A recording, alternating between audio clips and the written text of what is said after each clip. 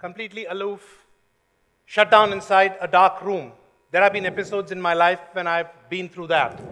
When my first love failed, it's happened to a lot of us, it's happened to me, I'm alive. But I'm also thankful because my wife's friend is around here. Because of that failure, I found my wife who loves me more. Then there's work, and you have a dash of a boss you get. And then in my case, when one of my businesses went under. Now, these are periods in my life when I did not know what to do. This panel is extremely important because we are talking about handling emotional stress, and in my opinion, that of the 9 is the most important facet that we will be talking about. So I've got an esteemed panel here, and I'm going to start off with Arvinder. Depression, which is the first split theme of our panel. How does one go about it? How does one know that either myself or somebody is going through depression? Your thoughts on that? Look, first of all, before I even begin talking about depression, I'd like us to take just literally a couple of seconds to be present. Just notice where you are. Notice your breathing, your posture, and just look at the person next to you and give a small smile. Just acknowledge. Depression happens when we don't have people in our lives. Depression happens when relationships fail. It's very normal to feel stressed. I think I don't need to say that because enough has been said about it all morning. It's normal to have the emotion of feeling unsettled, confused, depressed, angry, sad, and so on and so forth. But when it lasts for a time of maybe 2 weeks or more and you're not able to carry on with your day-to-day functioning, that's when we call it depression that needs more attention.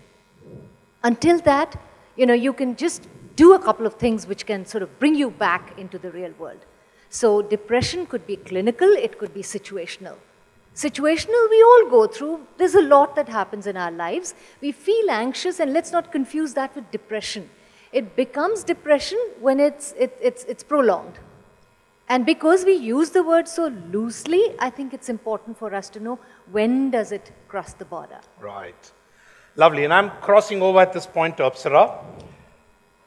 In your case, you are a survivor, borrowing Anna's words from today morning. Could you tell us something on this topic of depression from your personal perspective? I think I have a diva's attitude towards depression. I think anything can be conquered. I think depression is a part of life. I think the lows and the highs of life, I think, have to be faced with fortitude, with dignity, and with respect. I think every human being faces depression at some point in time. I think we'll be lying if we say, oh, I'm a happy person all the time. But what is important to me is to overcome that. I think human spirit has a resilience, has the strength to overcome depression. So while we have very esteemed coaches who help you kind of get over depression, I think you yourself, within yourself, house that and nurture that talent to overcome depression. I certainly agree with that part, that each one of us has that innate capacity to deal with any problem situation, anxiety, depression. And it's just that sometimes we feel overwhelmed with that emotion. And just to have someone to talk to who listens to you, who doesn't judge you or advise you, just helps you get in touch with your inner self, your inner resilience. That's the way. Good. That is, you're jumping 2 themes ahead, but I will come back to you on that. Taking the question over to Dr. Rajan out here, who's a surgeon. Now, I'm going to throw it in a completely different context, doctor. All of us fall sick. Some of us have relatives whom we take in either for treatment or surgery. Now, I want your answer in 2 perspectives. As a surgeon, from your perspective, how you handle that emotional stress. And then, from the patient and the caregiver perspective. Can you hear me? Yeah. See, in medical practice, you have surgeons and physicians. The role of the surgeon is very different from that of a physician. As a surgeon, it is very, very important for you to render the best because it's an act of commission. If anything goes wrong, you're totally responsible. And of course, you make much more money as well because of that. And it's very important to take stress in you. And before you sleep, You have to plan things better. That's how you improve yourself. You think what are the permutations and combinations, where you can go wrong, where you can improve yourself. Unless you do this in your surgical career, you're not going to progress. So this is a very, very important part of stress, which is very, very important. It is difficult. That's why you lose hair, you lose, your hair becomes white earlier. But even then, for the sake of the results with the patient, this is very, very important. And second thing from the patient side. Yes. When, see, as you know, when a patient goes to a doctor for treatment, he just goes to anybody. But when he goes for a particular surgery, he goes on the computer, sees the combinations of people available in this country, who is best for what. And when they subject you to surgery, they give your entire self to you. So more the reason the surgeon becomes more and more responsible. So, and this is one aspect. And in the post-operative period, there are two types of people. One who will give their entire responsibility to the surgeon. The other one is the patient, relatives, uncles, aunts, go on asking questions. And you know, most of the time, the person who hands over totally to the surgeon gets better faster. This has been my observation. Lovely, lovely. Now, Anna, over to you. I am an entrepreneur who's failed thrice. The first couple of times when I failed, I could not talk about it because there was a shame associated with it. Now, equating that with depression and the associated stigma, I would love if you could share your thoughts on that. Is there a stigma still associated with it? What can we do to break it? I think there is a stigma. Having said that, I think the stigma is slowly coming down. And what we need to do, as I shared in my talk earlier, is to normalize conversations around emotion. And normalizing means to be able to listen to another's narrative without making judgments. Because let's be really real. All of us, every single one of us in this room has a narrative. And your narrative may be different from somebody else's. So when you hear somebody else's narrative, it would be... Anna, just to interject, could you explain what a narrative means? We have a personal story. All of us have a personal story. It's just that our stories vary. I don't think there is a life without a story. And so it's really about being non-judgmental to bring down stigma. And to understand how come you have no problem saying that I have a problem with my thyroid or I'm diabetic, but you go for a party and you can't say, I cannot have a drink because I'm on an antidepressant. What's the difference? You can say, I can't have a dessert because I'm diabetic. So I think this mindset has to change, because this mindset, if it doesn't change, then what is currently happening? More and more youngsters are falling to depression. Lovely. I'm going to come back to you, Arvinder. Now, we've been talking about individuals. What about business people? Have they approached you in terms of depression, that I'm not feeling well, there's a stigma associated with it? What's your thought when you talk about business professionals and depression? Well, depression is, it just doesn't judge, you know. It can happen to anyone. Right. So it's been, like, my client population has been from all walks of life. And obviously to respect the confidentiality, I mean, that's as much as I would say. Absolutely fine. I'm talking about the indicators. Are the indicators different, or do they remain the same? Well, the basic crux remains the same. In fact, in terms of looking at, you know, the ability to bounce back, it's, and the risk-taking behavior, those would be two key indicators for anybody to really look at in, you know, the what do you call, the scape of depression. Lovely. Last question on this theme to you, Apsara. And again, from your personal journey, how important is the location and the people around you when you talk about depression, when you have to open up? I think it depends on, I think inherently Indians, we don't want to talk about our problems. openly. I don't think it's wrong to ask for help. And I think for me, personal experience has been that I was very honest about myself, about who I wanted to be, what I wanted to do, and I did it on my own terms, on my own turf. I think when you display courage and honesty, the world always accepts you. I think your problems become simpler. I think it's good to communicate. It's good to be confident about what you're doing as long as you're not violating anybody's space. The most important thing is to have courage within you to say, this is who I am, this is what I want to do, and yes, this is an issue, and can you help me? There's no harm in asking for help. At the same time, I think a lot of people give you free advice. Stay away from that unless it benefits you, because a lot of people apply their own prejudices to the advice you get. So it's a fine balancing act of taking in the good and ignoring the rest and doing what is right for your heart and mind. Lovely. That segues into the second part. Yeah, put your hands together. Put your hands together. Thank you, Apsara. That segues in beautifully to the second part of our discussion, which is seeking help. Now, you spoke about courage. I'll come back to these two ladies a bit later, but my question now is to Dr. Rajan here. Primarily, when you look at seeking help, and when you're talking about handling emotional stress, doctor, what do you do about Google and Yahoo and the patients who consult that before coming over to you? I never Google, I never go down, as far as I'm concerned. But patients will go through. Yes. They will ask you questions. Before you undertake any surgery, major surgery, it is your responsibility to answer them patiently. If you don't know an answer, be honest to them.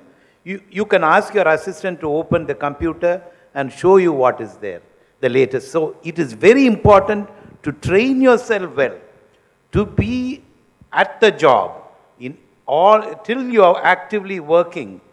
Go and attend as many surgical meetings as you can. Be right on top, because nobody wants to go to a surgeon who's substandard. Lovely. So, doctor, from a patient perspective, do you think it adds to the stress that there's too much information available online? I don't think so. All the information that they have is true information. Okay. They are entitled to it, and you are subject to answer them. And anything happened, and you have to keep abreast. You have to have enough information, and if you don't know, you can always tell them in this aspect. You can always check it and get back to them. So I don't get angry with patients, or I don't get irritated if they're going to ask me questions and details about which they are entitled to. Fair enough. Which they are entitled to. Right. That leads me to, before I get into it, there's a prelude. How many of you are aware of this phenomenon, which is very typical to South India, called the 4x4 talk? Anything you do, you have to factor it in, because 4 பேர் 4 விதமா பேசுவாங்க. Right? So before I could do anything, I'll have to think about this permutation combination of so many people. That brings me to these two ladies. How do I go about seeking help? Whom do I talk to? Let's say I have a problem, I can't talk about it to my family. Or in my family, they may say, go talk to this aunt of yours. So how do I go about opening up and seeking help? That's an open question to both of you. Thank you. You want to go? All right. I think we need to put things in context. When you have an issue and you go to family or you go to close friends, it's very natural that they will be subjective. When I say subjective, what I mean is they are part of that issue, knowingly, unknowingly, and they get impacted by the issue, whatever it is. The idea to seek professional help is when you go to a professional person, they have the skills to actually help you decide your own way forward. By that I mean they have the ability to be objective. They are not directing you. They are not telling you what to do, because we need to be real in this. The issue, the problem is really ours. We can empathize with another, but we can't live their life. And what we may think is good for them may not be good for them. Right. So I think it's about facilitation. Now, how do you open up? So I have a thumb rule that anybody who comes to me, in order for them to feel comfortable, the first thing that I do in my room is I ask a simple question and I say, what is it you need to know about me that will make you comfortable? And you can ask anything. If it is so uncomfortable for me, then I tell them then that indicates that I need help. And that's how I begin a session, just to normalize. Right. Arvinder? I think it's about, we've talked about stories, and I think each one of us has a story, and Anna's talked about narrative, which is the story we build. So a process with a friend could help, but only that much. You know, on a daily basis we do. I mean, I don't want to discount family and friends because they're really important in our lives.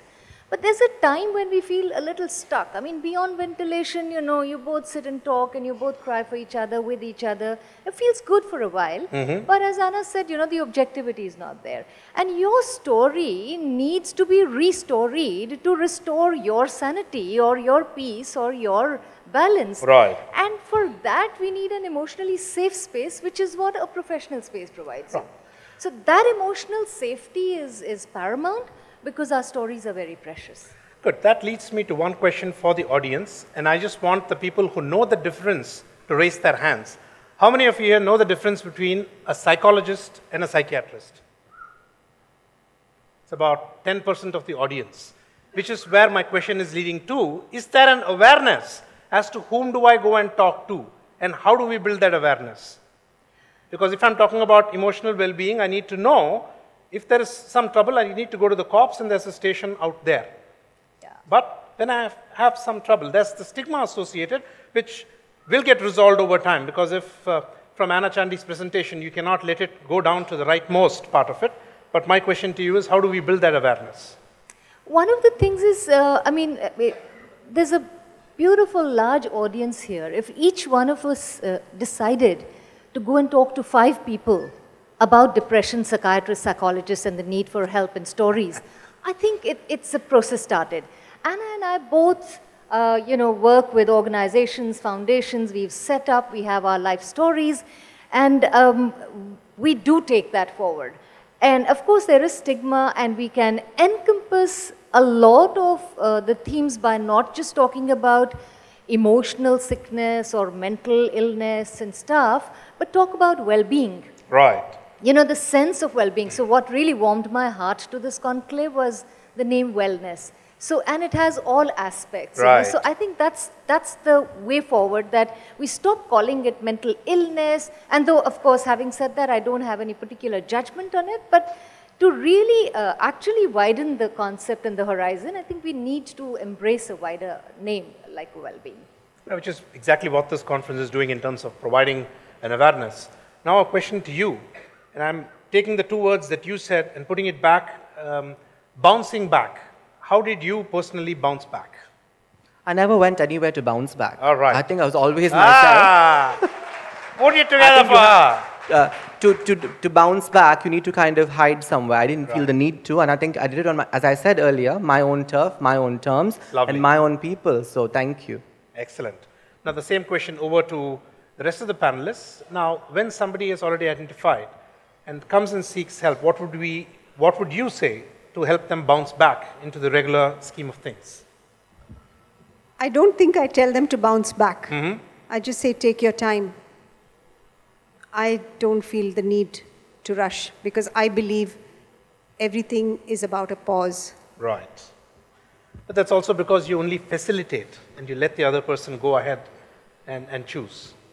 I think it's a very important thing to normalize. I think we're all feeling very scared from depression and anxiety. Right. And, you know, there's no need to be scared. It's as simple as a headache, or, you know, it can happen to anyone, anytime, and any situation. So it's not a communicable disease. I'd or, like to come in know, here.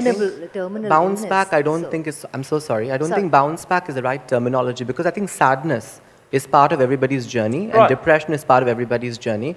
You don't disappear into thin air. I think you kind of take time to reflect, introspect, learn more, and come back. And thanks to coaches like both of them here, it facilitates that kind of a progress and evolution. I don't think a bounce back is the right word. Nobody disappears anywhere. It's part of our growth and our journey. Right. Well, I would give it to you, but I would also say that the persons that I've been involved in hide themselves in. It's like the first picture that Anna put in her slide, which is in a way going off somewhere. Yes, doctor. To both of them, when will you send a patient who has come to you to a psychiatrist? When will you send? I would face the liberation that I have felt from that day. Nothing matches it. All right. Well, you must be wondering why I've been fiddling with my phone, so Yep. my apologies Which is for the that. next theme, which I'm coming to. Which is why I think on cue I did it. Yes. But as we were talking about emotions, I had something by Rumi, which if I have your permission, I could Yes, read please. it. This is his composition called The Guest House.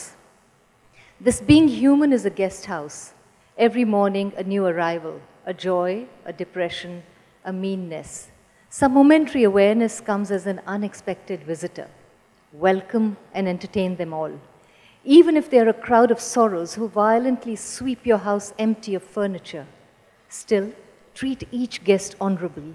He may be cleaning you out for some new delight. The dark thoughts, the shame, the malice. Meet them at the door laughing and invite them in. Be grateful for whoever comes because each one has been sent as a guest from beyond. So my theme is, my take would be, when we start embracing our emotions and accepting and just hugging ourselves and saying, even though I feel low and depressed, I love and respect myself, I think the journey begins. Lovely. Now, yes, of course, go ahead. Why do you have to hesitate for that? You go ahead and be louder. Yeah. The next one, and I will, on a lighter note, start off. There's this person I've been following for the last 8-9 years.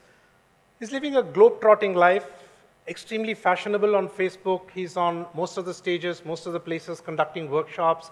Goes by the name of Pravin Shekar. And had I not known him in reality, I would have thought it was all rosy. His life was all rosy. He's just traveling across and living the real big life. I, of course, know his wife and his kids, and I know the trouble that goes behind. But what if I had not known him? My perception of Kripa would be something else, which would also lead in certain cases, and I have it on record from a bunch of you whom I've spoken, that it does lead to subconscious jealousy. It does lead to, oh, why can't I live that life? This is purely from a social media perspective. How does one, and this entire theme is on technology. I know, Colonel David, there is a section, but here, from an emotional stress perspective, there are no borders. There's work, there's love, there's life, and there's also social media. How does one differentiate between the real and the real life? And how does that affect emotional stress, and how do we handle it? Well, I think, social media is a very important, integral part of people's lives today. So let's take that as given, and let's not bash it up right from the word go. There's a lot of purpose it serves. I mean, for example, I had taken this photograph of this Rumi composition, which I could share with you today, simply because, I had that and so on and so forth. But the part is that, again, as in everything in life, I mean, we talk about all addictions, we talk about moderation, we talk about balance.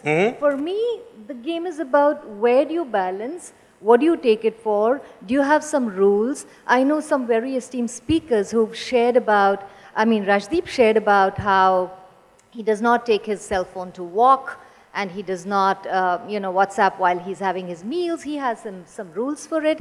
Or to the social media, I think being impacted, the real time with people, the face-to-face rather than Facebook kind of relationships. Right. I think that's what we need to really focus on, but we can't really throw away the whole thing. And I would say it is important, it is Oh, it is important, but when we talk about the average Joes like me, how do we handle it? Because we do not know the difference.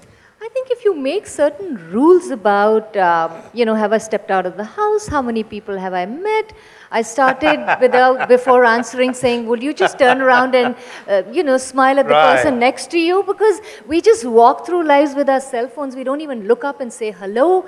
Can we just greet people? Can we just acknowledge people? Because that's the most fundamental human need. Right. You need to be acknowledged. You walk into a room where nobody looks at you or smiles at you, you want to run away. But these days, children, my daughter was hanging out, so-called hanging out with a friend, and there was no sound from the room. It really worried me. I went in, and they were both on their laptops, and this was what hanging out meant for them. this was very different from where I come from, you know. So I think the face-to-face time, I mean, really simple things like when you walk in, do you smile at the person next to you? Do you just say hello? Do you, you know, so those are some very basic things that we can do. But really, meet people. I mean, talk to them, talk to a person rather than an app. You know, replace the person with the app. And I think life is beautiful. I mean, because so much is said, I really don't want to repeat on all those things, but really be with people. All the stories, I mean, Dr. Velumani's story, what was it about? I think he didn't have technology and that was the best thing that happened, and now he's the big daddy in it, you know, so that's how he sort of made it. Yeah. I think the real person to person, whatever he shared was very, very real, very person to person, very tactile. So that's what's important. But having lost that, aren't we losing something? And that, I know you've got some strong views there, Apsara. We'd love to hear from you. What is your question? On social media. I'm not getting into the boon or bane factor. I'm purely looking at, is that just a public persona? Is there a private life behind? I think, as you said, nobody is an average Joe on social media. Everybody wants to be David Beckham, or at least they're pretending to be. Right. So I think everybody on social media display a certain behavior. It depends on what you take it for. I've been trolled extensively, and also I found my voice in social media. I've been able to liberate a lot of minds. I've been able to lend support. So I think social media has its benefits. Just don't look at the negative part of it, because I just ignore the trolling. And as Rajdeep also kind of apologized for his comments, I take that apology, but I don't. I mean, there are many people who have divergent views, and I think they use social media to hide behind a Twitter handle or a Facebook ID, and I just don't make much of it. I live my life, and I do it unabashedly, and I think life itself is far more important than social media and the image you build on social media. Right. Anna, real friends versus Facebook friends. I think I have a completely different, I think I go more towards what Apsara was saying. Right. The very fact that you feel that somebody outside you is the barometer to how you experience yourself. Like Dr. Velumani said, are you always comparing with your neighbor? Well, the neighbor is anybody outside you. If you're going to be using another person as the barometer of who you are and what you want to be or where, I think that has nothing to do with social media. Social media is just a tool. So if you have that need to use something in the external as a barometer... Yes, but that tool causes a lot of emotional stress, which is the connection. I think it does. It's just that when you meet people physically also, you make comparisons. I'm sure, if we are honest, some of us who were speakers, when we hear other speakers, we would have had some evaluation about ourselves. Right. These are natural processes. I don't think we need to say that everything or most of the stress now that's happening to the young is because of social media. I think we have to learn to use an "and" in our life. Social media has a role and it plays a part, and we need to learn how to leverage it and use it appropriately to achieve our end objective. We need to have clarity what our end objective is. One point.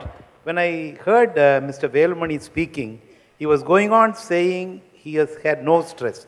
Certainly, you have had a lot of good stress. Otherwise, you have not come to this stage. Certainly. But quoting Dr. Velumani again, well, we have so many neighbors on social media. How do we not look at them? Of course, that is going to be a big, big, big issue. Now, moving on to the final part of this particular theme, which is the biggest reason, in my opinion, and feel free to disagree, of emotional stress in our lives today is trying to be someone else. Either trying to be someone else because you idolize that person, or trying to be someone else because the people around you say so, that you got to be like that, or society says so. Do you agree or disagree with that? I disagree. All right. I don't think it's now. I think we always used another to evaluate ourselves. Right. So whether it is social media or whether it's checking about your neighbor because you're living in an apartment, I think basically, I don't think that stress is only a word that's come the last 20 years. I think we have named it, and we are naming many factors that cause stress. Has stress been there? Yes, of course it's been there. Right. Is it more amplified now? I think it's amplified because it has a voice and a lot more and more people are talking about it. We've had psychosomatic illnesses for years, for generations. And well, now all the doctors here would say psychosomatic illnesses is due to stress. Right. So I don't think it's, you know, something new to us. Would you like to add something, Arvinder? Okay. I think we have to focus more on, my tryst is always to work with the narratives and the stories, because that's what I work with. I mean, the story of resilience has to come. So to me, what Apsara said about getting in touch with my inner resilience, that's what's important. Rather than talking more, because I know I can also see the time, I think, you know, the point is, are we changing the narrative? Are we going to look at, there could be more talk of stress now? Because we are more aware, because we are really looking at it, but also the talk, the discourse of well-being has to be there. Each one of us can be in a better place than where we are, better health and better happiness and better whatever. And I think more than the pursuit of happiness, I think we also need to focus on well-being as a sense of contentment, which comes from relationships and anything that comes in the way of relationships, whether it's social media or your attitude or your anxiety or stress, remove it. Deal with it, work with it. Anything, if your life does not have a meaning or a purpose that's beyond you, if you're not able to embrace yourself and say, even though I feel miserable, I love and respect myself or accept myself, I think that's where, that's what I'd like to say. Lovely. Now it comes down to the rapid fire. Anybody who has questions, just raise your hand so I can take a note of that. Rapid fire, some questions. Lovely. I'll come to you, ma'am. Rapid fire, anybody can answer. Keep your answers short. Is it important to be me or to comply? And this is handling emotional stress in a better way. Asking me? Yes, anybody can answer. Is it The important only way to be is you. Oh, lovely. Yeah. Smile. Do I fake it till it becomes real, or do I always strive for a real smile? Fake it. Always Yeah. If I don't want to smile, I don't. Depends on the person. If the person's fake, fake it. Right? Right. True or false? You can reduce emotional stress by surrounding yourself with positive people. Absolutely. Lovely. See, look at who I surround myself with. Yes. I've also got a lovely wife. Yeah. How much of social media persona to believe in? Percentage terms. I think that's personal choice. Right? Good. Do you think, because Shashi Tharoor did say that we've got a whole bunch, more than 50% are youngsters, do you think there is a feeling of entitlement in the current generation that is causing a lot of additional stress? Not at all. I think a youth voice is a very important voice. Good. Good. Not Don't at all. shoot the messenger or moderator. I'm just asking questions. Yeah, not at all. I think that the young generation today is very, very responsible, driven, is willing to work hard, and I don't think there's a sense of entitlement. Lovely. The last question here. Do you think we place more onus on external appreciation of Facebook likes as a barometer for how happy I am? It's a very sweeping kind of a statement. Or you can only have short answers, yes or no. I think appreciation in all forms is fantastic for everybody's ego. So Facebook, why not? Sounds good. Ma'am, your question, please. Can we have a microphone there? Thank you. It'd be great if you could identify yourself and also to whom the question is being asked. Maithili, and I would say I'd throw the question to all of you. Whoever can come up with an answer, I wouldn't want to restrict it. My whole concern is, are we stressing too much on stress and thereby getting more stressed? Are we identifying something that we never understood to be stress, to be stress? Thank you. Ma'am, I'm going to be very open and tell you, this question actually reminds me of another theme that we have in schools, and that's sex education. We have people saying that promiscuity happens because of sex education in school. So the more we talk about something is not because we are making it important. It's because we are making it important to make cognizant and become part of our lives. The number of young suicides just in the last 2 months is phenomenal. You need to know the number. According to the National Health Bureau, there are a minimum of 472 suicides in India. Globally, because of stress-related issues, there are 800,000 suicides a year. Isn't this alarming? Yes, you got to make it quick. There you go. You could pass it on, sir. That's the last question. Yes, sir. Check. Good evening, ma'am. Any one of you can answer this question. My question is that, people who are really stressed don't attend conclaves. I don't think so. And mostly students are the one who commit suicides. For example, take Kota, that training hub, coaching hub. Many students have committed suicides due to stress. So conclaves as this, how do we take this outside these 4 walls? You know, how does conclaves contribute to a stress-free life for the better good, for the society as a whole? I think it's important. You are an influencer, and you have a circle of influence. If my number is correct, there are 400 people in this audience, and each of the 400 people have a circle of influence. So these conclaves are very important because what happens when you have a circle of influence, each of us, when we are impacted by certain aspects, we have the ability to influence the group that we engage with. Yes, I know about quota, and yes, that is a governmental issue.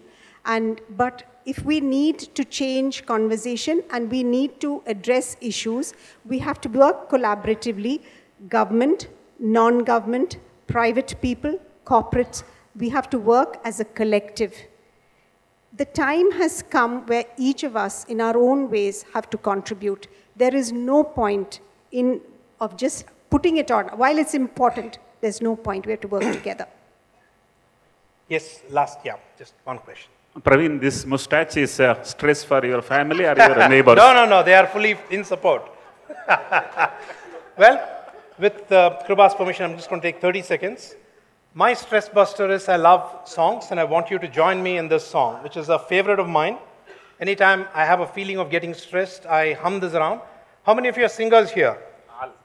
Lovely. Because those who aren't have to sing with me, I'm not a singer. Can you hum with me? It's a very simple tune. Ta ta da ta da da ta da da da da da. Come on, guys. Ta da ta da da ta da da da da da. Da da da da da. Come on, wake up, guys. I'm going to take 10 more seconds, but I need this crowd to be alive. Those who can't sing can go ahead and snap, clap, and the rest loud. Ta ta da ta da da ta da da da da da. Ta da da da da da da. Ta da da da da. Don't worry, be happy. Be happy.